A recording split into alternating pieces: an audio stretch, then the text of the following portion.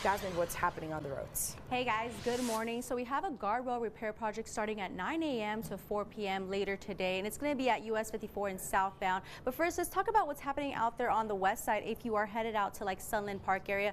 So Sunland Park Drive will be fine, exit 13, but if you're heading more towards like Wrestler, for instance, you are going to see a right lane closure for what we saw earlier. Now that could be just a nightly closure from earlier this morning, but looking at it right now, everything's looking pretty good on I-10 Sunland Park. Earlier we did see that right lane closure, but looking now, it looks like traffic is flowing really good on that end. Now if we're heading out to US-54 out southbound, you are going to see right between Ellerthorpe and Fred Wilson, you're going to see a right lane closure, and eastbound of Spur 601 as well. So if you are headed out here later in the morning from 9 a.m. to 4, you will see that guardrail repair project happening, and you'll see crews out there working very hard. So don't barrel through construction, and as well, give those crews some space. You might just have to merge onto the left since you'll see that right lane closure and that Spur 601 on-ramp closed off. So looking at US-54 Fred Wilson, it looks pretty good so far. Spur 601 heading eastbound, like I said, that on-ramp will be closed off from 9 a.m. to 4. It looks okay so far early this morning.